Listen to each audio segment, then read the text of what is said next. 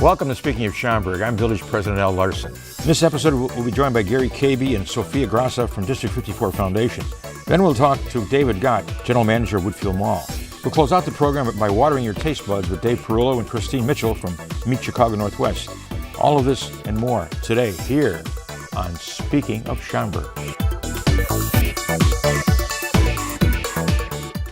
The District 54 Foundation continues to work to provide resources that allow the District 54 community to enrich our students.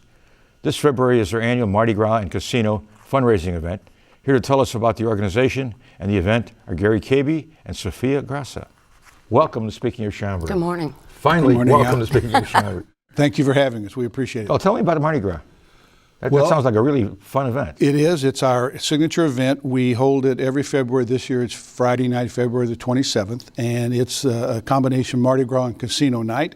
And it's our biggest fundraiser, and it's an opportunity for us to have people come in, purchase seats to our dinner portion of the event, have some fun gaming, and then we take all their money before they go home and use it for events in the school later on in the year. Well, tell me about some of the events that you have. I know the Foundation has done some wonderful things with the science lab kind of thing, and a greenhouse over at the school up there with is that Hoover yeah. Science and Math Academy. Sure, yeah. The way our process works is we use the Mardi Gras and other fundraising events, and we accumulate cash throughout the year. And then we have a couple of times a year we offer back into the schools through the staff grant requests opportunities for them to request additional funds from us that aren't funded by taxpayer dollars to afford opportunities in the classroom that they think will enrich the students' education and provide them with a better learning experience. So we raise money on one hand and we funnel it back into the school district on the other hand. And what kind of result do you get? It results in the way of... when teachers apply for grants? Yes. And what are the grants typically used for? They fund everything. You mentioned the greenhouse. We have a Dennis Quinn super grant, which is up to $10,000 for a single grant request, and we funded things like the greenhouse, which is once it's erected is ongoing at Hoover, and they continue to use that. We funded things where teachers need opportunities in the classroom where they need equipment and they need everything from equipment to opportunities to bring in outside interest and to provide incremental reading materials and things like that. It's basically generated from the staff seeing a hole that is potentially there in the classroom that's not funded. And I might add that our processes dovetail always with what the district's overall game plan is, meeting all the national and state requirements. Okay, you're president of the foundation. I currently am chairman of the foundation. Yes. Excuse me, Chair. What are you, Sophia? I'm the executive director. I kind of drive the bus and carry out the day-to-day operations. You're the staff, right? I am the staff, the one and only. Okay. So I wear several hats, marketing and public relations and networking and guiding our terrific board of trustees to improve our efforts in our mission of excellence in education. How long have you been doing this? This is my 14th year. Wow. 14 years. And I have a vested interest in it. Both my boys went through the District 54 schools, and I happened to be at the right place at the right time to come into this position. And we have grown immensely through the team efforts. How many members do you have on the board?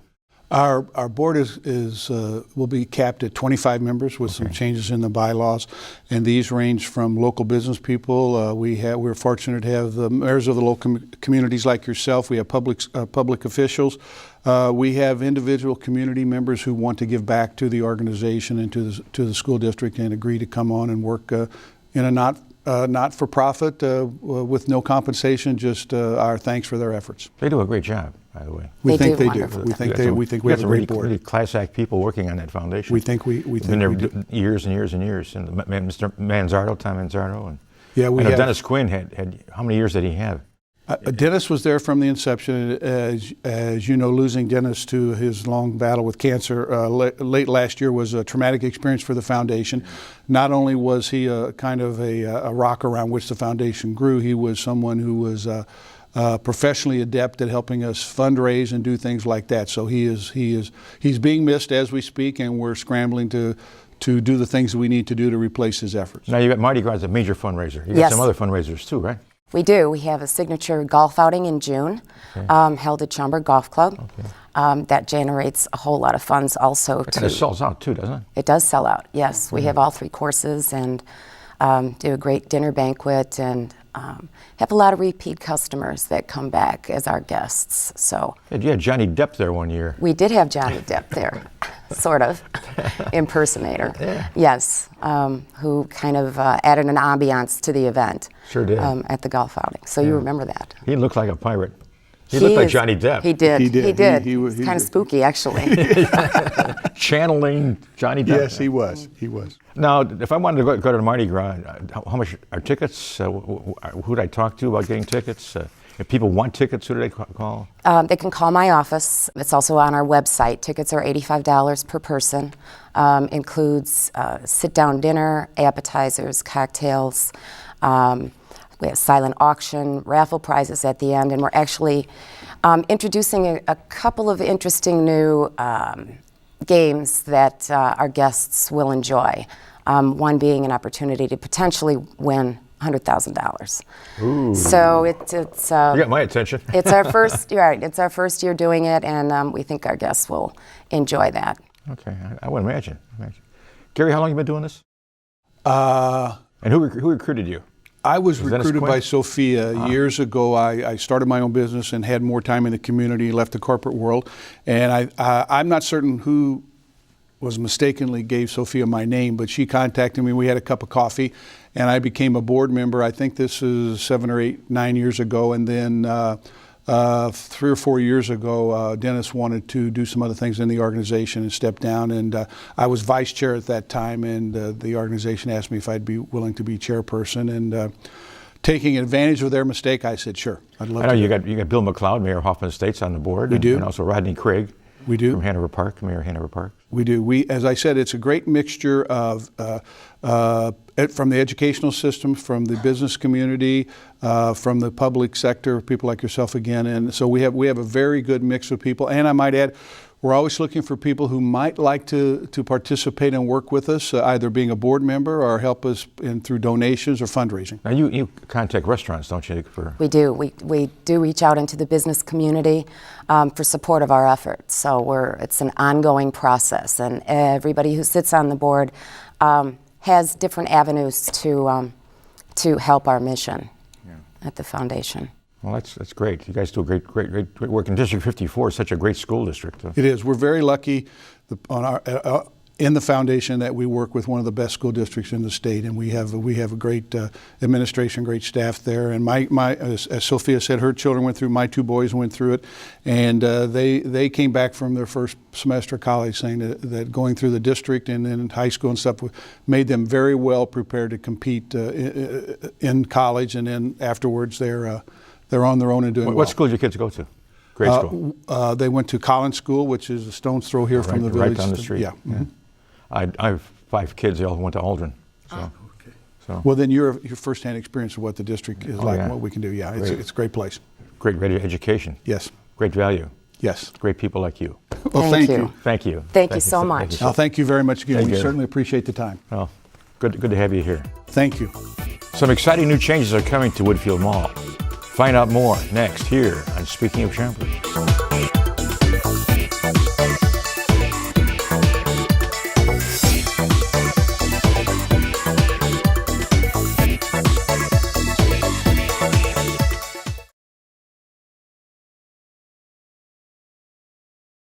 Woodfield Mall just announced that they'll be launching a series of design enhancements to the mall. Here to tell us more about it is General Manager David Gott. Welcome to Speaking of Schaumburg, Dave. Well, thank you for having me. Now, what's an enhancement as far as Woodfield is concerned? Well, what we're doing is we're upgrading the mall to make it just more shopper friendly and to reflect kind of the expectations of the customers today versus say 1971 when the mall was constructed. What I mean by that is, for instance, when we purchased the mall in 2013, there was no Wi-Fi in the mall. And customers today not only appreciate Wi-Fi, but they expect it. So we had to retrofit the mall with Wi-Fi. And there's kind of a lot of stuff like that that we needed to do to modernize the feel and to really create a shopping experience that customers expect today, while at the same time, really giving a nod to what had been the past. How do you balance the construction with sales? I mean, are people going to be able to access the shops they want to shop at, or I mean, how do you do that? Well, I mean, that's obviously the big trick, isn't it? Most of the work, the vast majority, say 98%, will be done in the evening. The customers will see barricades during the day, and the barricades are kept low, 48 inches, so that they can see what's going on. And the work will be, segregated to those areas. There'll be some imposition where, the normal ramp you're used to going down, say, is getting redone, so you have to walk further down a concourse to get to another ramp. So there'll be a little of that, but we're going to bend over backwards to make the mall as shoppable as possible while we're doing this work. You're adding more elevators too, aren't you? We are. Right now, as you know, in the center court, there's 2 elevators, and they're kind of shaped like mushrooms. And we're going with glass square elevators and going from a unit count of 2 to 3. So essentially adding, 33% to our capacity. That's one of the feedbacks we've got, is in today's day and age with double strollers and lots of wheelchairs in the mall, we want to make it very convenient for moms and those that need the elevators to move up and down throughout the center. And during the holiday season, you bring a lot of people into Woodfield, don't you? We do. It's just an amazing traffic driver. As you know, we actually have to have traffic direction all around the center during the holidays, because we will fill up all 10,000 in some spaces that we have at the mall. How about the buses? How do you manage that? Well, I mean, they come from all over the place. A lot come from Rockford, a lot from Southern Illinois. Do they call in advance? Oh yeah, and they log on to our website, and they're able to set it up in advance, and then they are met on the weekends with members of our team and some young people that we hire during the holidays, who meet them, and they get a goodie bag and a coupon book, and we got a little red carpet that they walk in. It's kind of a neat experience. Yeah. Now, you have an architect who's overseeing this, is that correct? Right. We've partnered with KA Architecture on the project, and then Graycore Construction, which is a local company, will be doing the work. And they're real experienced with mall construction, so we really like what we see there. How many stores do you have? Oh, we have upwards of 280 at the moment. Okay. Yeah, you have kiosks as well. Sure. That number would include all of them. Okay. I know some years ago, I think Woodfield did not use kiosks, and then they brought them in. Well, as you know, prior to 2013, I'm not sure, what they did relative to kiosks. I know that they've been in place since the mid-'90s anyway. Now, you grew up almost at the footsteps. I did. I grew up in Wheeling, just off of Schaumburg in Dundee. I went to Wheeling High School. I'm an alum of Harper College in Northern Illinois. So. Okay, all right. I am too. Are you? Oh yeah, Harper. Right. So how does did you get input from your anchor tenants as far as what you're doing as far as the mall is concerned? Well, we certainly talk to not just our anchor tenants, but a lot of our key tenants, and we spent a lot of time doing fact finding, talking to customers, understanding what people wanted that they weren't getting. Now, how does Woodfield rank, let's say, against other malls in the area in terms of vacancy rates, in terms of customers? Well, Woodfield is doing really well. I mean, the biggest competition Woodfield faces is Michigan Avenue and Old Orchard and Oakbrook Center. You're continually reinventing yourself here in the mall. I mean, you have a provision where stores have to do the same. I mean, is it a 5-year lease situation? Or? Oh, it's usually a 10-year lease, and we generally require that the stores give us their Class A whatever their state-of-the-art build-out is every time those leases turn. And when you have 2.2 million of square feet of space, you are constantly reinventing yourself. Constantly, some are going, some are coming, new tenants are coming in the mall. And we're excited about all of the new stores that we've been able to add since 2013. Tell me some. Well, Microsoft. Recently, we added Our House Furniture, which has been a big hit. My wife's favorite store, Lululemon Athletica. I'm going broke because she's in there too often. We added Columbia Sportswear, Echo Shoes, Sperry Topsider. Boy, there's just, the list is so long. Did I mention Microsoft? Because that's a big one. Now, years ago, the Chicago Symphony came out and played at Woodfield. There was a visit by President Gerald Ford at one point.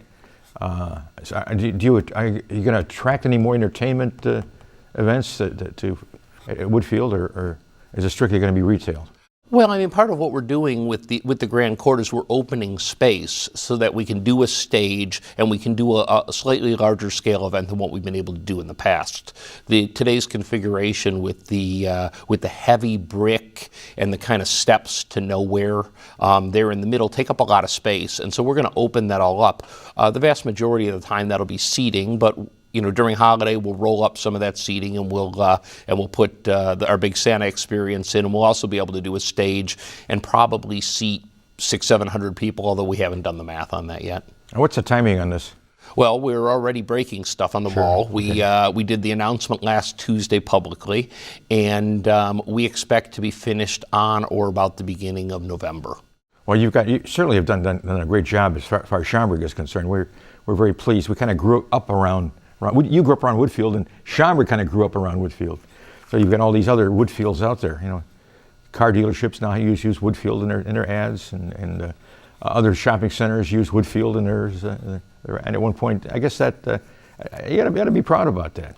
Oh, we really are. I mean, I hear it. Driving to work every day. The time it takes to drive from Woodfield to the Circle Interchange. And it's become such a landmark that really, when you say Woodfield in Chicago, people know what you're talking about. And one more time, where did the name come from? Well, it was the combination of the then chairmans of the board of Sears and Marshall Fields. Sears was Mr. Wood, and then Marshall Fields was Field, so Woodfield. Dave, look forward to shopping with you at Woodfield. My pleasure. Thank you for staying. Thank you.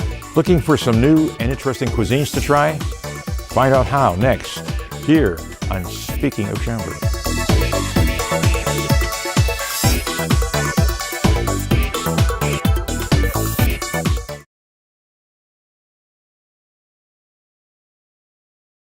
Anyone looking for something good to eat, look no further, because you can partake in the second annual Chicago Northwest Restaurant Week. Here to tell us about this exciting event is Dave Perullo and Christina Mitchell from Meet Chicago Northwest. Welcome to Speaking of Schaumburg. Thank you, Mayor. Thank you for having us today. Yes. Tell me about Restaurant Week. Restaurant Week. And it's good food that's waiting for us out there. It is fantastic food that is waiting for us. This is the second annual Restaurant Week. It is a promotion that we work with our restaurant partners to highlight our restaurants during a kind of a slower period of time in the year, and it begins February 19th through March 1st, which is a little bit right after Valentine's Day is over. And the premise behind Restaurant Week is that it is a fixed price menu offering. So there are fixed price 3-course lunch and or dinner menus offered by our restaurant partners at a really reasonable price, so that folks who maybe not have discovered one of the restaurants in the region will be excited to go in and visit with them. Last year was very exciting because a lot of folks actually had dining parties and started checking off the restaurants, and they're like, let's go here and go here and go here. So it's a great opportunity to learn about the neighborhood, for folks to have a social time. But we are the tourism office, so what we're really driving and hoping for is that we'll start interesting people in Chicagoland, north, south, west of our region, to come up and discover the vibrant restaurants we have. How many restaurants partake? We have 40 restaurants this year, and I believe 25 of the restaurants are Schaumburg partners. So Schaumburg has a huge presence, which we're very excited about. Okay, but you have other venues as well, other places as well, not just Schaumburg. Exactly. Right? We represent 8 communities in the northwest suburbs, so restaurants in Arlington Heights, Elk Grove Village, Itasca, Roselle, and Wooddale are participating also. Christina, what's your role with with the organization? Sure. I'm actually out there talking to the restaurant GMs and owners and trying to explain to them the benefits of this promotion. The more we get on board, the better. They get a lot of extra exposure, including some print campaigns in our media partner, the Daily Herald. We've got some radio spots where the DJ is going to actually talk about each restaurant, give away some gift certificates that are donated by those restaurants. We're running promotions with several different media, and it gives them a chance to be mentioned and brings in hopefully some new diners to the restaurant that maybe have not tried them before, and that's what they really like to see. How does this compare to last year's event? We have a much higher attendance and participation rather. We had 34 restaurants last year, and so we've picked up 7 restaurants. This is breakfast, lunch, and dinner, right? It is lunch and dinner. It's a lunch and dinner promotion. Okay. One of the areas that we are working with our partners in particular this year is lunch. A lot of our restaurant partners have said, you know, this is really a commerce meetings destination, and there are a lot of corporate offices. We'd like to take advantage of it to promote lunch. So we are pairing a little bit with the Daily Herald Business Ledger to kind of get that message out to those folks. Now, how long have you been with the Bureau? I've been with the Bureau 8 years, and I've been privileged to be the leader of the organization for now 4.5, pushing 5 years. How many community members are there? We have 8 community members, and within that, just to give you an idea of participation, we have 62 full-service hotels, 62 hotels rather, with about 9,500 guest rooms, approximately 500 different restaurants of all sorts, and 26 or 27 attractions of things like medieval times and Legoland and Arlington Park. Christine, how long have you been with the organization?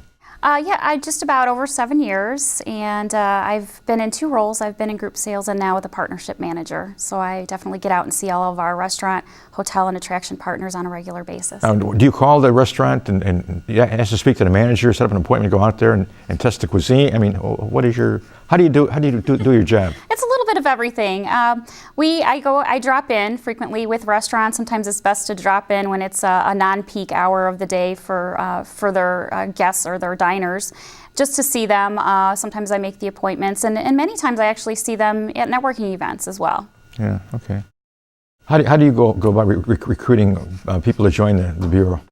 Well, it's very interesting because our partnership has been very stable, and we're now a non-membership organization, meaning our communities support us financially, and therefore we represent all the hotels, restaurants, and attractions within the community. So we're really focusing on providing great service so that we can work with those entities to promote the region as fully as possible. Now, if you had to is there a void someplace where a certain type of restaurant is really needed and the community is not aware of that? I mean, is there? There's always need for a new restaurant. I think we have a real strong segment in the steak market, and I think steaks are coming back, aren't they? Right, and I think we have a pretty good segment in the Italian segment also. You know, I think what's going to be interesting, and you're starting to see some of the niche cuisines coming, and a great example of that is David Burke's Grill House, who is a well-known chef who is bringing noted name to the region, and I think that's very exciting that we're starting to see that. And another very, very exciting thing that we have in the whole northwest suburbs, and you know, in Schaumburg in particular, is we have a great focus on Indian and Asian dining because we have a great population here, and there's really true dining that's here. About 17%, I think, South Asian. Right. Yeah. And certainly, there is a specialty cuisine. What about Japanese restaurants? Japanese restaurants do really well. You know, we have, I think maybe to answer your previous question, another Japanese focused restaurant would be a great pairing. We do have Benihana, which is a Japanese action steakhouse. Sure. They've been around forever. Forever, right. Yeah. I think we just recently lost a restaurant that Denny's all of a sudden disappeared after, 25, 30 years? The Denny's on Higgins, has moved out. I'm hoping that someone will take that spot. That's a very strong corner there, especially for our bus travelers. They particularly like that pair of hotels that we have and the walkability of being able to stay in those hotels, go to the streets of Woodfield, and the value of Denny's, I always thought was a good compliment for them. Now what shows do you focus on to attend to attract more restaurants and more hotels to the area? Well, we're focusing on trying to get visitors here. Yeah. So we focus primarily in two markets, first and second. Our first area that we really wish to focus on is the meeting and convention market. So we will attend about 25 national trade shows of different sorts, starting from very large shows such as Expo, which promotes the Renaissance Convention Center and very large expo type of shows. Then we will go through professional convention meetings association. We will focus on some niche markets like religious travel. And the second area that's really strong for us is sports. Particularly Schaumburg is a well-blessed area with the development of the Olympic Park area. And that's a great economic it is a fantastic economic area. driver. Not only is it used continually by the public, which excites me. I mean, sometimes I'm going home very late at night on a weekend, Sure. and the lights are on. But however, because the fields do not need rested, you will see a lot of youth sports groups that are interested in coming here. So it's great for the community, but it's also great to attract folks. Moms and dads, grandmas and grandpas come out to watch their kids and grandkids play soccer. Absolutely. And they stop at these restaurants, and now if somebody wanted more information about Restaurant Week, who do they contact and Certainly. I'm going to let Christina answer that. We have a great website. It's dinechicagonnw.com. And on that website, you're going to find each participating restaurant and also their menus for lunch, dinner, or both, and the price point that they're at. You're also able to click on a printable PDF. So you could actually go through the list of participating restaurants for Chicago Northwest Restaurant Week and print out the PDFs with the menus of each of the ones that you were interested in going to, share that information with friends and family, and decide where you're going to go for that special promotion. Sounds great. We're also very excited to announce that we've entered into two partnerships to promote Restaurant Week. One is with Check Please, which is a Chicago-based dining. Oh yes, oh yes. So Check Please is helping us promote Restaurant Week. And second is Open Table. Now, Open Table is a reservation system, a commercial reservation and promotion system used by restaurant partners. And usually if you walk into a restaurant and you see that fancy map that the hostess is working, that's an Open Table system. And it's driven off of folks' mobile devices. So as they make reservations or look at their website, the Restaurant Week promotion is going to show up there also. And that's been a very powerful partnership. I wish I were more computer literate, because I was in D.C. just recently, and one of the mayors there had made a reservation with his cell phone.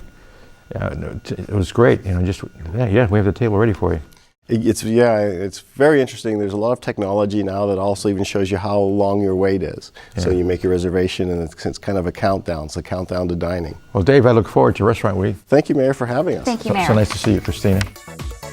That'll do it for this episode of Speaking of Schaumburg. Join us again next month for an all-new episode. Until then, I'll see you around town.